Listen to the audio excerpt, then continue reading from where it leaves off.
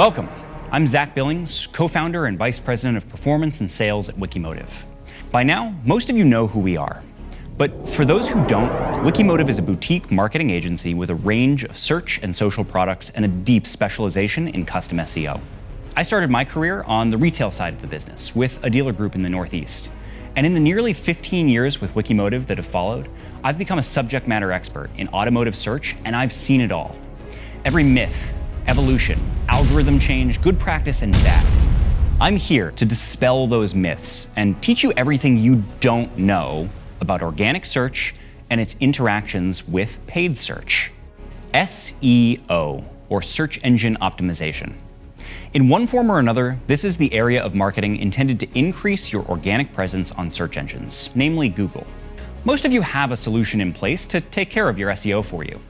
It might be your website vendor, your digital advertising agency who probably also handles your SEM, or maybe even it's a dedicated SEO agency. When you look at your Google Analytics or your vendor reporting, you probably see an increase in traffic, right?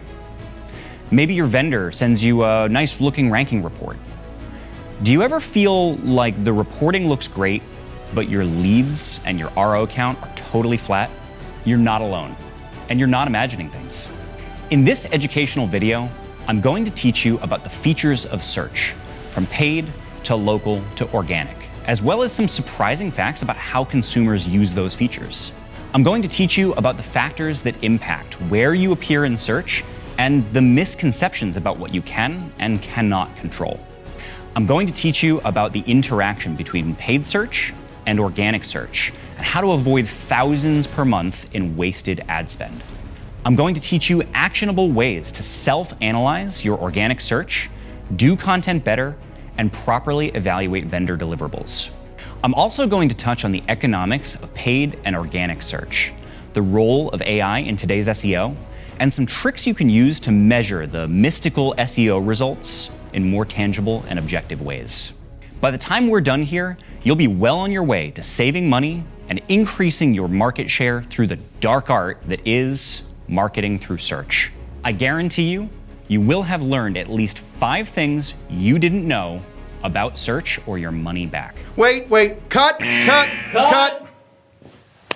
Zach, we're not charging for this. Seriously? Nothing? Nope, not a thing. Wow, okay. Anyway, this is important. Keep an eye out for light bulbs like this one.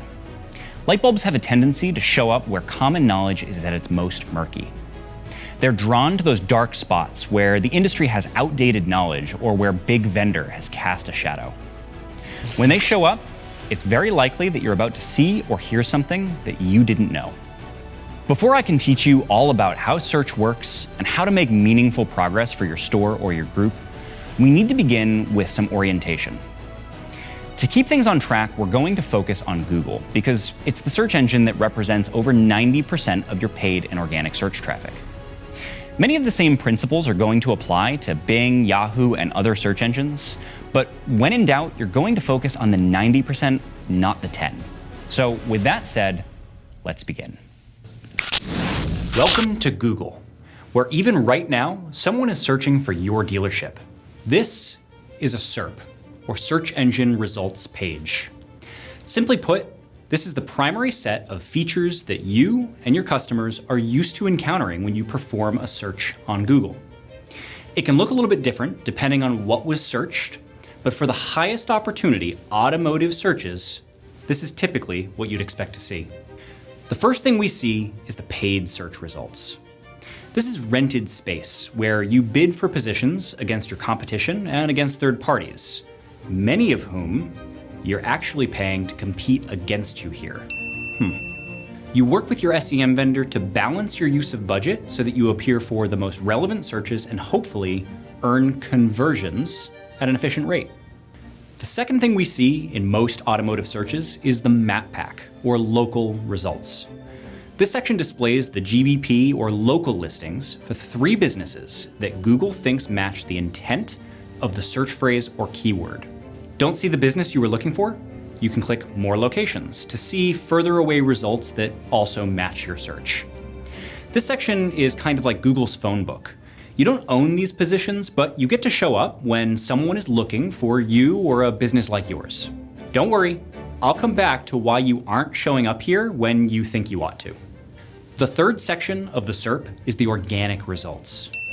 A lot of people conflate this and MapPack, thinking that both of them are organic.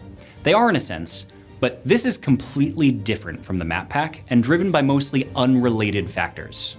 This is where Google displays websites and pages which it believes are relevant and/or authoritative about the phrase or keyword that was searched. If paid positions are rented and MapPack positions are granted, these positions are owned, but you have to earn them. Now, we know how the results show up, but what are these results for? Keywords, search terms, search phrases, search topics. These are all generally the same thing. It's the search that a person types into Google. It could be Ford or Ford dealer, F-150 towing capacity, or F-150 for sale. There are millions of possible keywords, from broad to specific, short to long. Some indicate research or informational intent, while some indicate purchase or transactional intent. Informational versus transactional intent is critically important to the result that you'll get from renting or owning the search result. And the number of times people search a transactional keyword will also dictate how much you stand to gain by showing up. Let's look at an example of that. In the Palm Beach market, Ford dealer near me is searched over 5,000 times per month. On the other hand, Ford F-150 near me is searched just 10 times per month. Knowing that, which do you think matters more for a Ford dealer near Palm Beach? Insights like this are critical in order to orient yourself and hold vendors accountable, and they're not just reserved for the pros.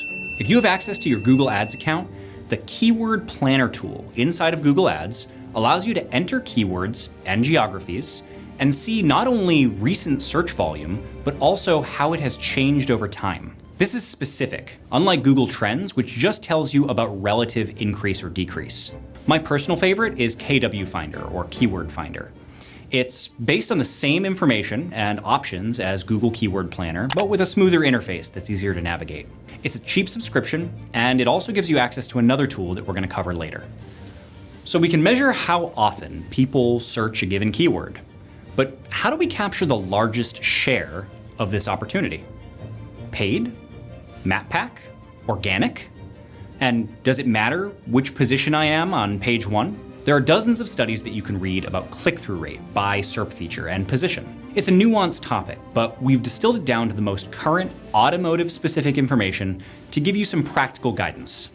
Paid search results usually capture a combined 5 to 8% of the total clicks from a given search keyword. That means with multiple competing paid results, you may only stand to capture 1 to 2%. The reason these numbers are fairly small is that many consumers take notice of the ad label next to a paid search result and consciously or unconsciously scroll on to the organic or MapPack results. It's worth mentioning that searches which trigger vehicle ads results will often have a higher combined CTR compared to broad, high-volume keywords like Ford dealers, for instance. Just keep in mind that in those examples, there are also more paid results, so your opportunity is still a single-digit %. Make no mistake, paid search has a valuable place in your marketing mix, but it's far from the only place that clicks are taking place. MapPack results capture around 35% of the available clicks, with the top result surprisingly only capturing slightly more than the other two. This click-through rate can vary quite a bit, from a low of about 25% for broad dealer discovery keywords to a high of around 45% if they're specifically looking for a store close by or with high reviews, as location and star rating are more prominent features in MapPack. Organic results capture over 55% of the total click traffic, with that number climbing north of 90% for searches which do not favor or don't even display a MapPack. The opportunity here cannot be understated, but I mentioned your position in MapPack doesn't actually get that much higher with CTR, so what about organic? Position is everything in organic results. Page 1 typically has as many as 10 positions, with a click-through rate gradient that goes from 30% in position 1 down to just 1% in position 10. And page 2? Page who? The bulk of the opportunity exists in the top half of page 1, with each position gained increasing your CTR dramatically. And some of the top organic positions exceed 50% click-through rate. Think about this. The top position of organic will often earn you more clicks than all of the map pack positions combined. And position 6 of organic will earn you more clicks than any single paid position. This section might be the last on the SERP, but it is the most important, and you have significant influence over where you do or don't show up if you do it right. Before we shine a light on how you can impact the results of each section of the SERP, let's do a little thought experiment. What does Google want? If you mumbled the right answer, I'll still give you credit. The answer is more money. Of course. Did you know that in 2022, 60% of Alphabet's revenue came from Google Ads? Let that sink in. At the end of the day, Google's goal is to sell paid search to businesses that want more customers. But how does Google maintain their market share to keep businesses on their flavor of the paid search drug? Setting aside the AI arms race, the answer is actually to provide the best search results. When consumers readily find what they want, they come back more, meaning there are more searches and more total clicks on paid, meaning more money in Google's pocket. Are you picking up what I'm putting down here? At the end of the day, it benefits Google's bottom line to make sure that not only do paid ads go to the best result, but the map pack displays the best 3 local businesses, and the organic results reward the websites and pages with the most complete, robust, and informative information and choices. With that context in mind, it's time to explore what you should be doing, or holding your vendor accountable to maximize your slice of the available search pie. And to help me do that, here's Wikimotive's Director of Operations and Head of Technical SEO, Dave Esty.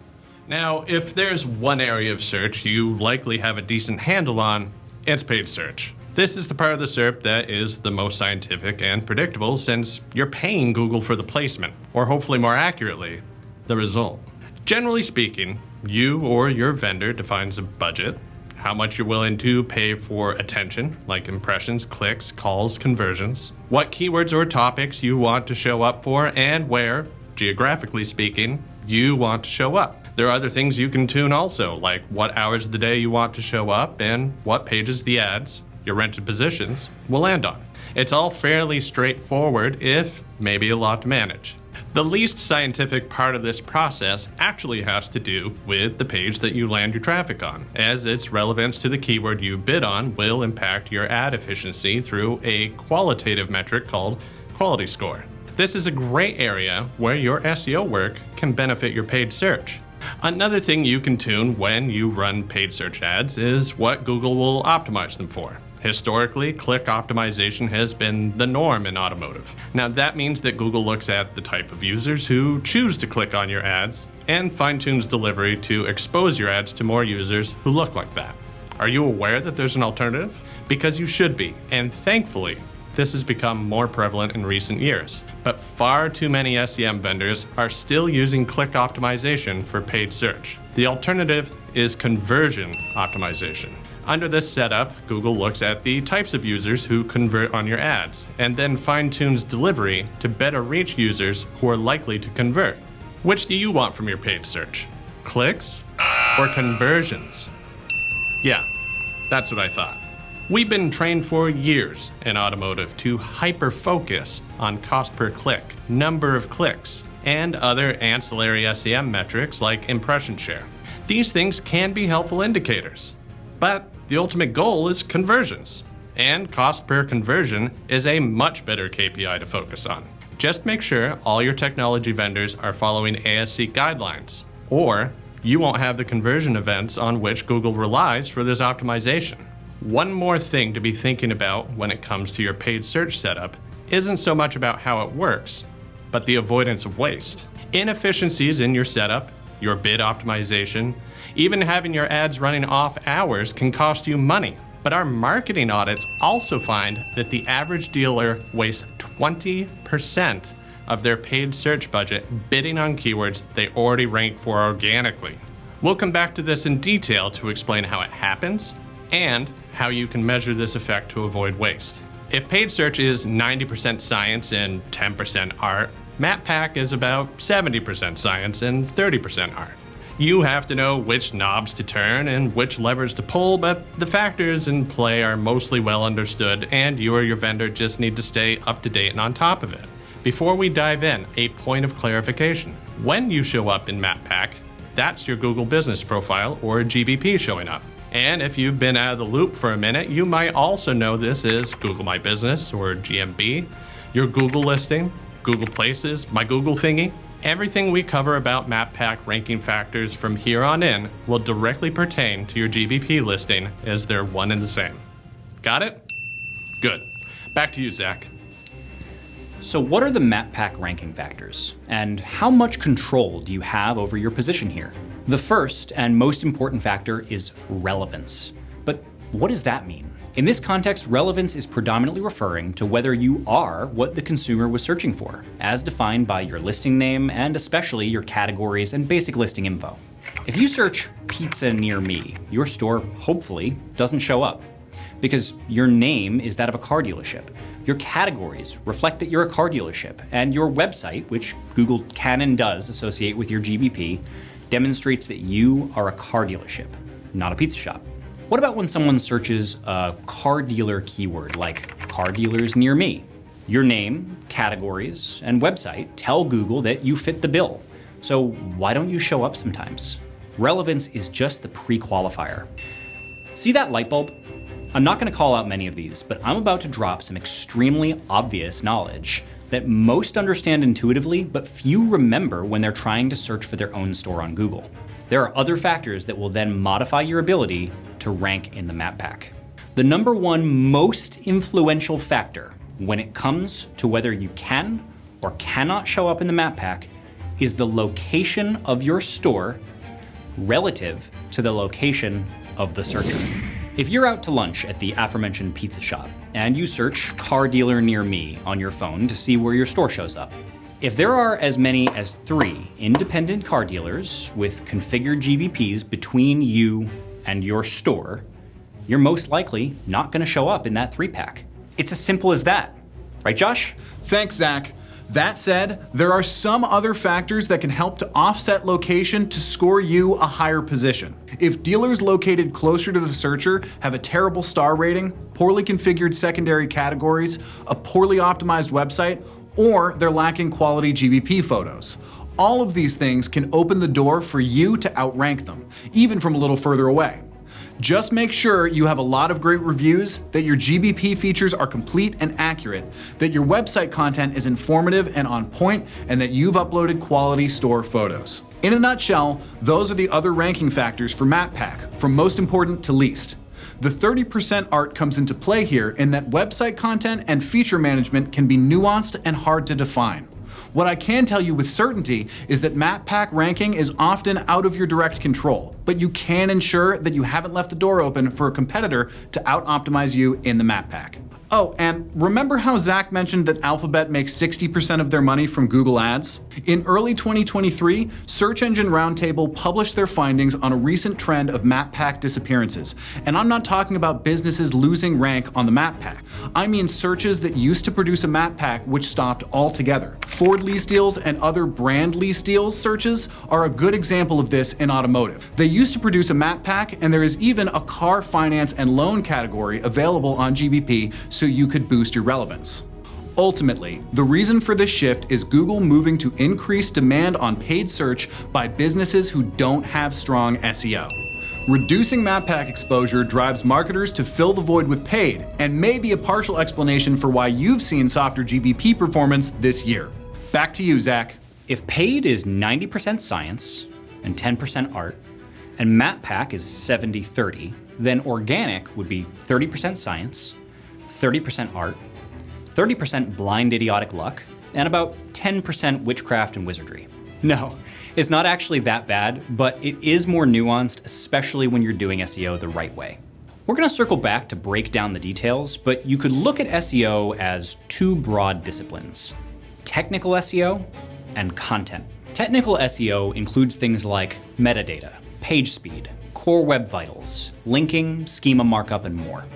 We could go on and on and on about this, but for now, I want you to take away 2 things. The first is that you would assume your website vendor does this for you, especially if you pay a line item cost for SEO. I assure you, they do not. At best, they automate filling of some geo-targets into your page titles and call it technical SEO. The second takeaway is that you can do technical SEO until you're old and gray and it will barely move the needle in your organic rankings or traffic if you didn't also write great content. The 2 work in concert, with technical SEO shoring up the foundation and the content being the house you build, expand, and improve upon on top. I'm going to come back to clear and actionable information that you can use to improve your content or better hold your SEO vendor accountable. But real quick, what do we even mean when we say content? Content is anything written on your website. And it can also extend in some circumstances to embedded videos, maps, inventory, and more. In general, we can break content into navigational content, or written text on things like your homepage, service page, about page, etc. Model pages, which are specific to year, make, model information and are also usually housed in your navigation. Landing pages, which are purpose-made content pages designed to be an entry point for a search keyword or another type of marketing campaign. And blog articles, which are an important part of a rounded content strategy, but are all too often used as the entire content strategy to very little effect.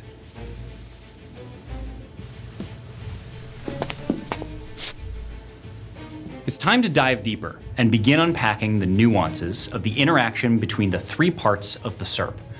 But before we do, did you know that the average word count of the content that ranks in position 1 of organic search is 2,155 words? The 3 sections of search are not mutually exclusive, and it's possible to have all 3 in some instances. But should you? The answer comes down to efficiency of spend and balancing short and long-term effects. Assuming you've optimized every available feature on your GBP, your map pack results are going to be driven mostly by your reviews and website content, not further optimizations to your listing. That means this is really a paid versus organic exercise, and there are situations where one is superior to the other. However, it is rarely wise to have overlap. Conventional thinking is that 1 + 1 = 2, or that a paid result plus an organic result equals the sum of the 2 CTRs. That isn't always the case, so let's break down when to use which one. Paid search is great for what are called long-tail keywords. Generally speaking, these are keywords containing 4, 5, or more words within the keyword. And the more specific the keyword, the better the fit it will be with paid search. Let's look at an example of that. You're Smithway Chevrolet with a healthy supply of used Silverados. You want to increase your clicks for transactional keywords that suggest a person wants to buy a used Silverado. 2020 Silverado LTZ for sale is a long tail keyword with clear transactional intent. And you have 4 of them in stock right now with another dozen of similar years and trims. You can attain an organic ranking for this, but it's going to require a lot of specific content built around the 2020 Silverado for sale. That's a very specific focus for not a lot of search volume on that specific topic, meaning the investment required in SEO is not likely to produce an ROI. On the other hand, paid search allows you to bid only on this keyword and closely related keywords.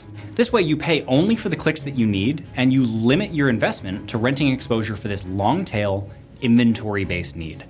That's why Google came up with vehicle ads, commonly referred to as VLA and now getting baked into PMAX. Another good application for paid search is short-tail keywords with transactional intent, at least until you can make SEO progress on them. Again, you're Smithway Chevrolet and you want to be attracting traffic for the keyword Chevy dealers. You're just starting out on your organic journey, so you don't yet own that important keyword. Rent it. Pay for clicks on Chevy dealers, provided your vendor is optimizing for conversions, not just for clicks. Just keep a close eye on your organic progress. Once you're into the upper half of the page organically, you'll want to decrease focus on the paid side or at least change the geography to a location where your SEO still has a ways to go. Long term, owning an organic position is much more cost effective than continuing to rent it. But until you get there, renting is better than being homeless, right? Now, what about organic positions that you own by default? That's right. There are some keywords that so perfectly describe your store that you don't even need SEO to rank well. Confused? I'm talking about your store name, also known as your branded search terms. If your store is Smithway Chevrolet, Google understands that a search for Smithway Chevrolet could only be describing your store. You will rank for your own name, both in the GBP position and also the first position organically, as well as a number of additional positions in organic. Bidding on your own name virtually always leads to a cannibalistic effect, where the clicks on the paid result only serve to eat into the organic traffic that you were already receiving. Worse, because these clicks are from people who were already looking for you by name, they're the lowest funnel clicks you can get, therefore they can inflate your SEM reports. More often than not, we find that SEM vendor reports with high conversion rates actually owe around 60% of the conversions to the branded terms, and the dealer would have received those organically if they weren't wasting spend bidding on it. Here's the branded organic traffic for one of our Ford dealers. We know it's branded because we use Google Search Console to isolate only the clicks that included their store name in the search keyword. Can you guess where the branded SEM campaign started?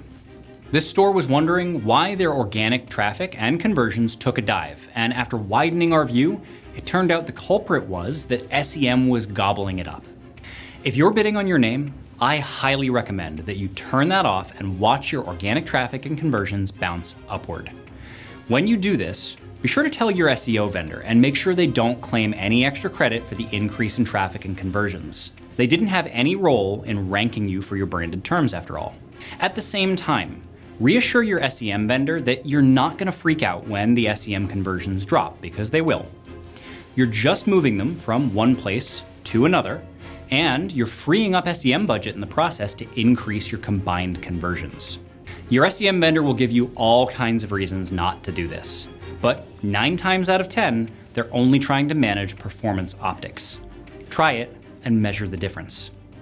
With that done, it's important to understand that cannibalistic SEM effects are not just limited to branded search keywords.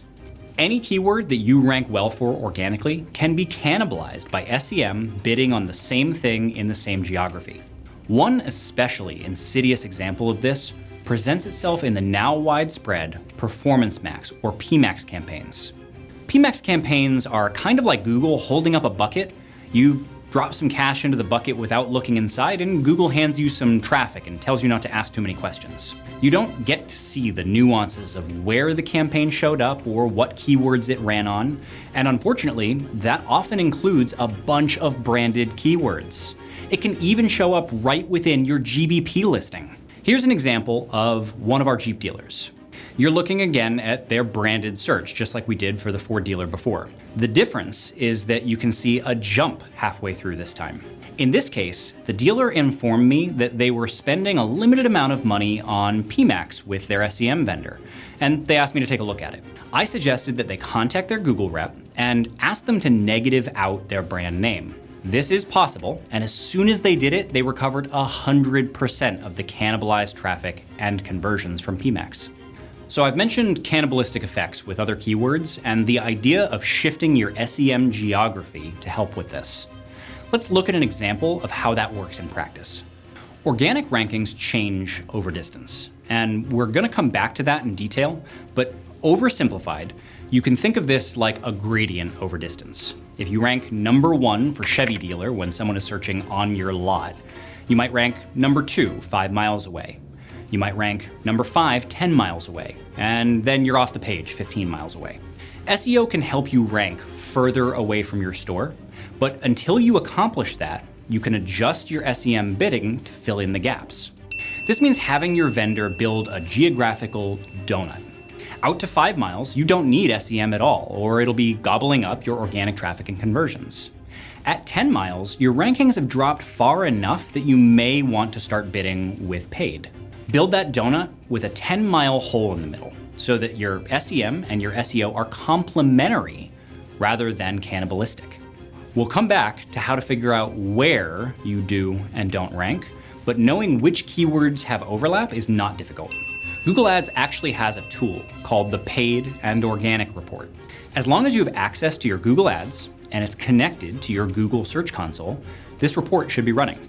It does require some additional understanding to use effectively, but the report will give you a meaningful guide to which keywords have organic visibility and also overlapping SEM spend.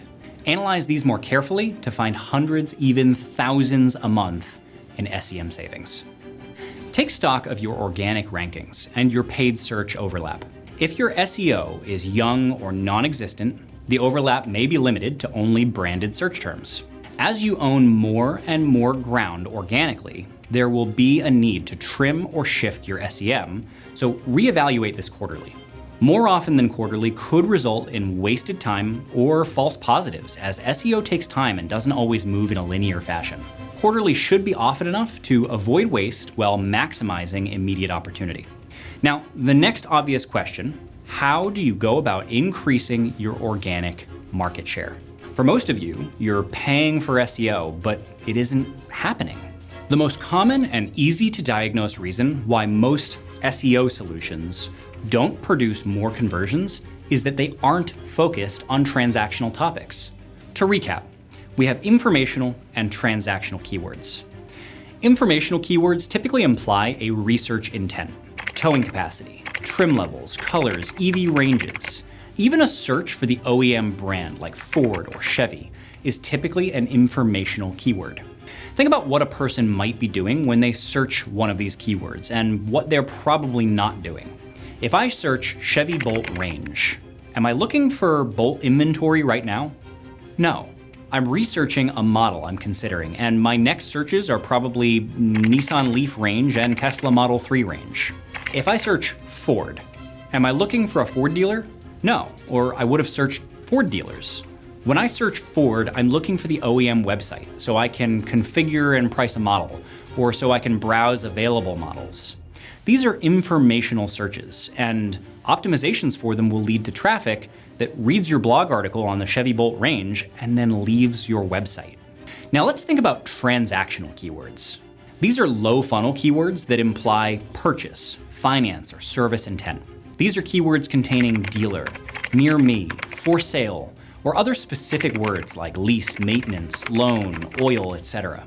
If I search for Ford dealers, I'm clearly looking for a dealer. It's impossible to be sure which profit center I was seeking, but we certainly know that I either wanted to find new inventory, used inventory, or to make a service appointment. If I search Silverado for sale, I'm specifically looking for Silverado inventory. We can't really be sure if I wanted a new one or a used one, but we know my intent was to transact and soon. These are examples of transactional or low funnel keywords. We already talked about search volume, so when you consider your organic search rankings and your visibility, you should begin with two questions. Is this keyword transactional? And is this keyword searched for often enough that it matters? The first, you can infer from the keyword itself. And the second, you can answer factually with one of the keyword search volume tools that I talked about earlier. So back to why your SEO isn't working the way you expect. Just go to your blog or look at the content report that your vendor hopefully sends you. What are they writing about? A little informational content is okay in support of the greater goal, but if you don't see content pages dedicated to highly searched transactional keywords, all the traffic the strategy generates will be high funnel, hence you don't see any conversions. That's the easiest problem to diagnose, but there are many others that we'll get into in a moment. Before we do though, it's time to talk about how you can orient yourself and identify just how good or bad your SEO is likely to be performing. We do this using rankings, but not the way you're used to thinking about rankings. Here's a typical basic rank report. The one you get from your vendor may have some flashy colors and formatting, but the premise is keyword and rank. Here, I've done you the favor of at least making all of these keywords transactional in nature. Each has an obvious sales or service intent, but like with many rank reports, these are mostly long tail keywords. Remember what we learned about long-tail keywords? They usually come with little to no search volume. But let's say you also see some transactional short-tail keywords. These keywords don't suck, and while some of them could be ranking a little bit better, they're not too bad. But where were these rankings taken? Like when you perform a search in the showroom, these rankings were being recorded at the store location. What happens across town? How about halfway to your competitor? How about further? Earlier, I said rankings fall off on a gradient over distance. And the truth is that they don't fall off in a linear fashion. They tend to fall off quickly unless your SEO has really moved the needle on your transactional keywords and at strategic geographical locations. Let's see some examples of this in action. For this exercise, we're going to use a tool called SERP Checker, and what it does is kind of in the name. It comes bundled with the KW Finder or Keyword Finder tool that I referenced earlier. So together, they're a cheap and handy subscription for orienting yourself in organic search. SERP Checker allows you to enter a keyword and a location and perform a search. The keyword is presumably one with transactional intent and significant search volume, while the location is the search location that you want to test. The result is the organic rankings for that keyword searched at that location. Simple enough. Here's Toyota of McKinney, located in McKinney, Texas, on the north side of the Dallas market. Now, I'm a consumer in McKinney, and I want to buy a Toyota or service the one I have. I search Toyota dealers, and the top result is Toyota of McKinney. Not exactly surprising, right? Statistically, Toyota of McKinney is going to get the most clicks here, and I'm sure they're feeling pretty good about their position 1 ranking on their rank report. But there's more to the story.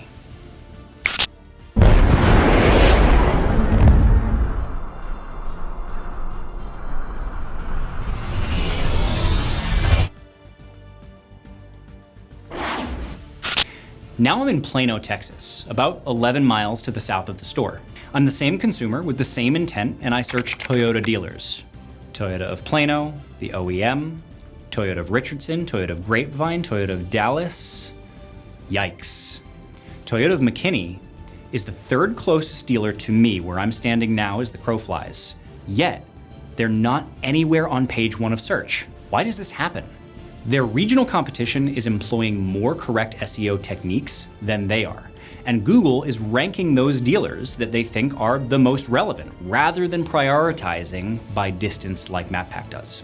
In this case, Toyota of McKinney, like you, is likely looking at a rosy vendor report and wondering, why aren't I selling more cars from this? The answer is that they're not ranking over a meaningful distance for the keywords that really matter. And they're the rule, not the exception. 19 out of 20 dealers that I audit fail the rank over distance test. And 80% of those dealers come to the audit believing they had a working SEO solution in place. By the way, this situation gets much worse with brand agnostic keywords, where the majority of dealers don't even rank in their own zip code. Let's look at another example. Here's DePaula Ford, located in Albany, New York, at the heart of the Albany-Troy-Schenectady Tri-City market. Now I'm a consumer in Albany, and I want to buy a Ford or service one that I already have. I search Ford dealerships, and the top result is, of course, DePaula Ford.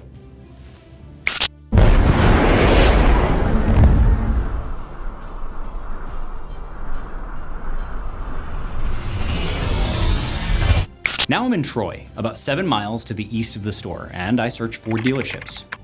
DePaula Ford is in first position with a unique 2,500-word transactional landing page covering buying advice, why buy, model information, and more, all framed to benefit shoppers in and around Troy. This landing page is outweighing any distance or domain authority disadvantages, allowing them to outrank the OEM and especially the Ford dealer that is physically closer to Troy. Oh, they got lucky, you say? Now I'm in Schenectady, over 20 miles north of the store. One of DePaula's competitors is only 4 miles from right here, and they're on the way to DePaula Ford. I search Ford dealerships again. DePaula Ford is again in first position with a different, unique, purpose-driven page of content. They're beating out the OEM, the closer dealer, and every other option to capture the biggest slice of the lucrative organic search pie. I mentioned some qualities about those pages that they use to accomplish these feats, and that's where the rubber meets the road. Make no mistake that the qualities of your written content are the most impactful differentiator when it comes to making meaningful transactional gains through SEO. So what are these qualities? How do you improve content or evaluate the content that you're being provided by your vendor? I thought you'd never ask. If you pay for SEO now and you want to vet the deliverables, you'll want to take notes on the bad practices and snake oil that are common in automotive. Website vendors and OEM-approved agencies are consistently the worst offenders here. The first thing to be very wary of is the use of AI in SEO content writing. I teach an hour-long workshop on just this, so we're only going to go skin deep here. In short, AI content is bad for SEO. When AI is used as a planning tool or an idea generator, it can be very handy. But when it's used as a complete content generation method, it leads to thin and often incorrect writing, which is not valued by Google. Google isn't devaluing this content because it's written by AI, yet, but because it's not robust content unless a human has a significant hand in advanced prompt generation, editing, and fact-checking. Even when AI content is factually correct, is usually identifiable to a familiar observer if the prompt contained 3 or fewer sentences. Worse, the inaccuracies in AI content are often the result of hallucinations, which are manifestations of how it produces responses. This is a real problem, and according to a recent cross-section of studies, between 5 and 31% of AI responses contain hallucinations, depending on the context and the chatbot version. Whether you use content that was generated by AI but with a lot of human involvement, or content that is 100% human grown, the rest of these shortcomings apply either way. High funnel or informational content can be a useful part of a larger strategy, but if your vendor's deliverable is blogs about towing capacity, EV range, trim levels, and the like, your content will not produce ROI. Short form content, generally considered to be blogs or pages fewer than 1,000 words in length, simply does not contain enough unique, meaningful information to be viewed as valuable by Google and other search engines. Remember, the average length of a position 1 ranking is over 2,100 words. Keyword stuffing is the practice of cramming as many keywords into your content as possible, either by trying to fit many different keywords in or by repeating the same keyword as many times as possible. I see this a lot on homepage content and in SEO landing pages, and if your vendor is still doing this, tell them 2008 called and they want their SEO content back. Search engines see right through this and don't rank content that is trying to game the system. Technical SEO is very important to an effective SEO solution, but we see a number of ad agencies that focus almost exclusively on SEO and completely forsake content as an afterthought. Technical SEO without the content is like a chassis with no engine, gas tank, controls, or body. It's a good start, but you're not going anywhere with technical SEO alone. Local blogs are the absolutely abhorrent practice of blogging about local businesses or attractions and claiming that it will create local authority. Blogs like this are things like top 5 parks near Marietta, top 4 pizza shops in Colorado Springs, or golf courses near Charlotte. I'll tell you a story to illustrate the issue here. I was helping a Toyota dealer with an SEO audit to gauge how well they're doing. They told me that their traffic was up 45% year over year, so they're happy with their SEO vendor. I asked who the vendor was, and I recognized them as a website vendor who often leans heavily on local blogs. Lo and behold, I took a look and every other blog was a local blog, with the other half being high funnel automotive topic blogs. Not great, but I asked for access to the dealer's Google Search Console to find out for sure if this was really a problem. Sure enough, the single most trafficked page on the site was a local blog about parks in their city. And the search queries were all about parks. These were people who legitimately wanted to find a park in the area, and they found this dealer's blog in ranking search results. There were no conversions from the traffic that landed on this blog or any of their other blogs, And when we filtered out their local and informational blogs, their remaining organic traffic was actually down 5% over year. Their organic conversions in Google Analytics were also down by a few percent, very closely mirroring their transactional traffic. The dealer was lulled into a false sense of security by inflated traffic that had no real chance of driving conversions. Sound familiar?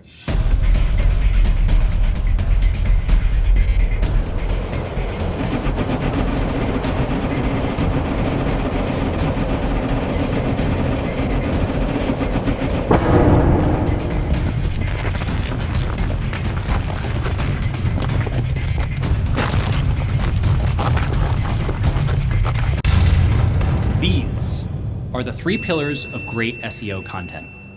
And if you want to know what your SEO content should look like, this should be your number 1 takeaway from this presentation. The first pillar is uniqueness. Every sentence, paragraph, blog, or page on your website should be unique to your website. Uniqueness means you write the content from the ground up for this website only. Rearranging or tweaking an existing piece of content isn't unique content. That's spun content.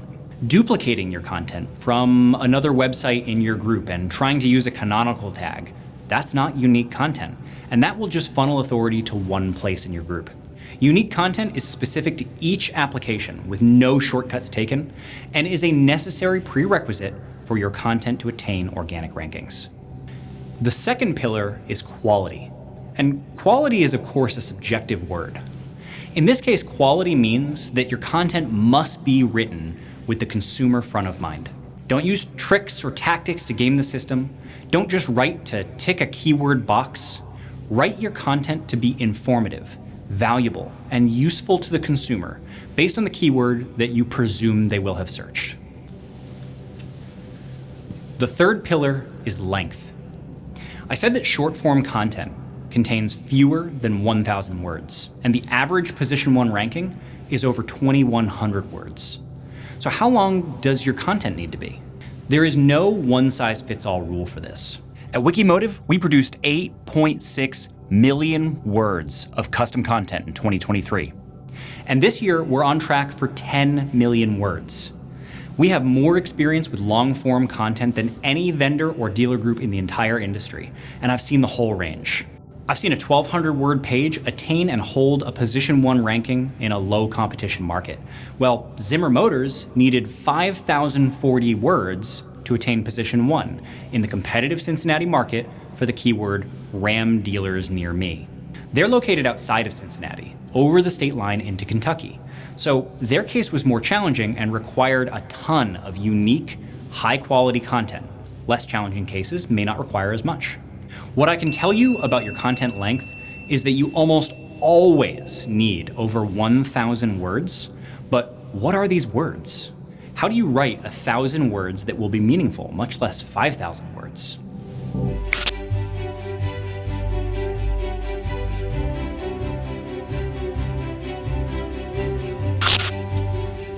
If it's not already crystal clear, your content strategy needs to be focused on low funnel, transactional keywords. It's okay if there are some informational blogs that use linking to support your transactional work, but the core of your strategy for a transactional keyword, be that a landing page or a navigational page, must be transactionally focused in its topic. A lot of dealers get hung up on this part of the content equation.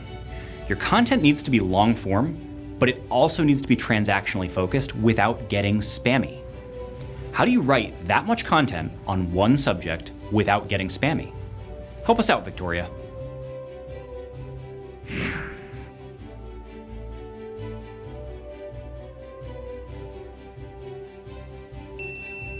Zach, believe it or not, this is where AI can absolutely help.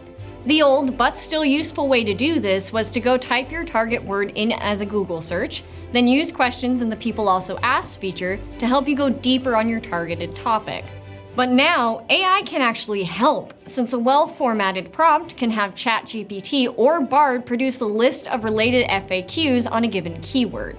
If you have 10 relevant FAQs about Ford dealers and you write 150 words on each, you have a 1,500 word page. Now, Having unique, high-quality, lengthy content is great. Support this with technical optimization, and you should be well on your way to meaningful rankings where those rankings will count. But there's still more to it. The relationship between pages, which is signaled by links, is also a significant piece of the puzzle. Zach might have said some negative things about informational blogs, but he also mentioned they can be used in support of your transactional strategy. That's done by linking. Say your transactional landing page is focused on used car dealers Austin. Write a blog featuring the top 10 used cars to buy in Austin and link it to your landing page. That relationship is noticed by Google. And when the blog topic is related to the target keyword, it'll help the landing page rank. As a rule, make sure your blogs are directly related to at least one transactional landing page and link from the blog to that page. A blog can have a few links within it, but don't go overboard or the links will appear as spammy and they will have diminishing returns. If you're receiving blogs from your vendor, make sure they're interconnected to a larger strategy and look out for excessive linking to navigational pages and SRPs, as this generally has little SEO value on its own. So now you know how to do SEO content better or properly evaluate vendor deliverables, but how do you evaluate the result? After all, that's what really matters most, right? Back to you, Zach. Ultimately, we have to use data to tell us what worked and what didn't. And this is where I see the most confusion in automotive. You likely review analytics reports, and you might even be a skilled user. But time and time again, I find dealers hyper-focusing on metrics that only tell a part of the story, while missing swaths of easy-to-digest data that can tell you whether or not you're on the road to search success. Now, I could put on my best impression of the teacher from Ferris Bueller's Day Off, and I'm confident I could bore you into a coma with analytical technobabble. What I'm going to do instead is give you some surface-level guidance, and you can choose your own adventure from there. You can ask your team or vendors why they report meaningless metrics to you, or feel free to come talk to us after watching this and we can dive deeper together. Take out your phone or your notepad. I'm going to speed it up so we can avoid any snoring.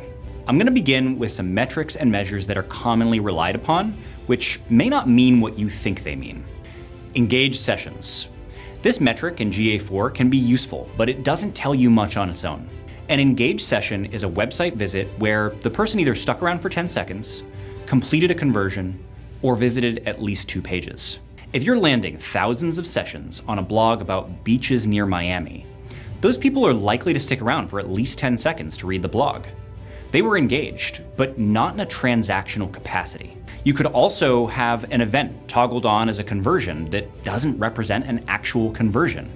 Or you could have a pop-up that fires a second page view right when the user arrives. There are plenty of ways engaged sessions can be inflated to create a false positive. Engagement time. This is similar to time on site from the old analytics. You might be tempted to look at the time and assign more quality to longer engagement time. Well, what if you're attracting more traffic that is landing in the right place and converting quickly? Would you prefer a website visit where someone browses for 5 minutes without converting? Or a website visit where the user lands on a compelling landing page and initiates a click-to-call in the first minute? The higher quality of those 2 users would present with a shorter engagement time. And while it isn't always how this goes, shorter engagement time can be a false negative, while longer engagement time can be a false positive. Conversions. Wait, what? Conversions are the whole point. You're right, conversions should be the whole point. But just because something is toggled on as a conversion doesn't mean that it actually is one. Hopefully, you're following the ASC standard for this, but unfortunately, not all vendors are. So you might have to get creative. If your vendor has toggled on an event representing a VDP view as a conversion, that can again be a false positive. If you just got a whole bunch more inventory, your VDP count is naturally going to jump, and it isn't necessarily going to tell you anything about the quality or intent of the acquired traffic. Conversions should be a valuable metric in GA4, but you have to make sure you're policing your setup.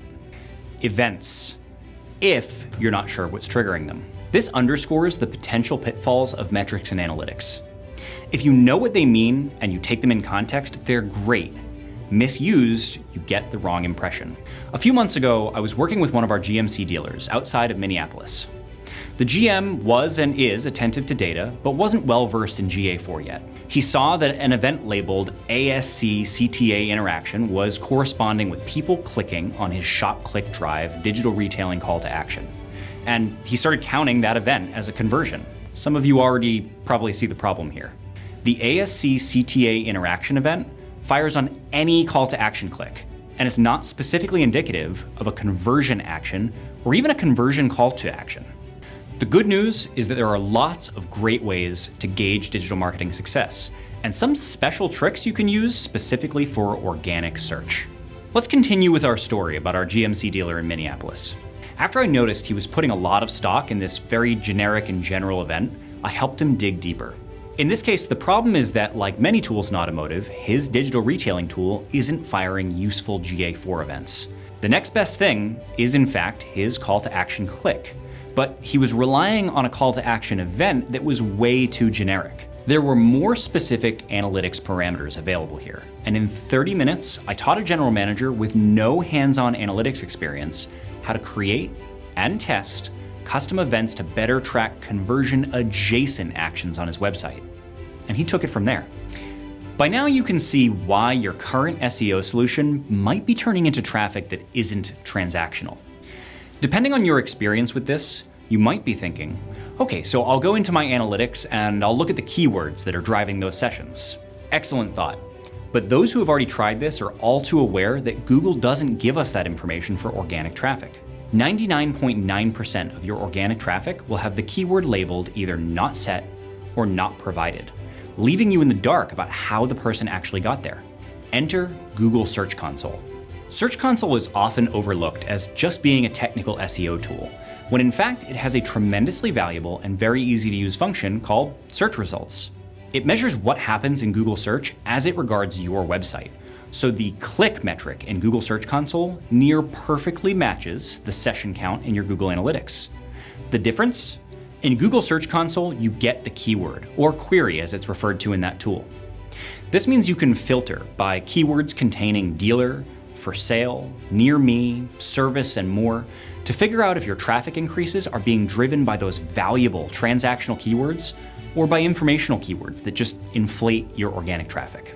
This is also a great tool to use to eliminate your brand name as a variable. Sometimes a big change in your organic traffic can actually be driven by a change in your branded traffic, sometimes due to SEM cannibalization. Search Console should be your BS meter for organic traffic and analytics, and will tell you if your SEO is having an impact where it matters. Finally, use rank over distance and comparisons to the market to regularly orient yourself. Resist the temptation to perform anecdotal searches while you're sitting in the showroom. Instead, find low funnel keywords with measurable search volume and check the rankings at competitor locations and population centers in between you and your competitors. Then compare your real conversions and your Search Console results to the market. What do I mean by this? The last thing I'm going to share is a secret that I use all the time for our dealers, but I have never encountered anyone who uses this before I showed them how it works. Say you're Janeway Ford of Chicago. Your SEO vendor keeps on showing you rosy rank reports and a traffic graph that goes up and to the right. Organic traffic is up 15% year over year, but your pump in, pump out report and your market efficiency reports are telling you that other dealers are still eating your lunch. What gives? You go to Google Search Console and you put in Ford dealer in the query box. Doing this gives you all the related keywords, and those are in fact up. Here comes the secret. Now you go to Google Keyword Planner. You enter all of those Ford dealer keywords and you set the geo to the Chicago market. You set the date range to show 13 months, and you compare the first month to the last month, giving you a year-over-year search volume change. And you find search volume is up 15% over last year, perfectly mirroring the amount of traffic that was increased. This is a transactional comparison to the market. Whatever you think your organic traffic is doing, whether it's up or whether it's down, you need to compare it to market behavior. This is how you find out if all of your hard work and all of your investment with your vendor has led to a real transactional gain or just riding the market tide as it comes and goes. Use Google Search Console to vet that your results are transactional in nature. Then use search volume over time to verify that those results represent a real increase in market share, because that is what real SEO should be doing for you. That was a lot, huh? Let's recap. Paid search plays an important but ideally specific role in the search landscape. Map Pack plays an even bigger role, but not one that you have complete control over. And organic search commands an average 2/3 of the click opportunity, yet the average dealer spends 10-to-1 renting space with SEM rather than investing in themselves with SEO. Paid and organic are two sides of the same coin, but paid can absolutely cannibalize organic. And we can diagnose this effect and save money with Google Search Console and with the paid versus organic report in Google Ads. Most SEO in the automotive industry is heavy on informational content and technical SEO, while it's transactional content supporting keywords with high search volume that will lead to ROI and increased market share. That content needs to follow the 3 pillars of uniqueness, quality, and length, while being oriented towards both those transactional keywords and the locations where you want to compete. The result? Increased clicks through rank over distance. Put it all together and you will take car deals and customer pay ROs from the competition, increasing your share of the market and your profitability through search. Thank you for attending this presentation. I trust you learned a lot, and the Wikimotive team is here to help if you want to learn more. We can expand on any of these topics and walk you through how to do some of the tricks yourself. I also offer a free rank over distance audit to help give you that much needed orientation and real world understanding of whether SEO is working. There's no obligation to take a demo or sign up for anything, and I'll happily review your content and rankings and take you through my findings post-show. Just scan the QR code and let me know that you're interested. I'm Zach Billings, co-founder and vice president of performance and sales at Wikimotive. Thank you so much for watching, and good luck with your SEO, SEM, and the rest of your marketing in 2024.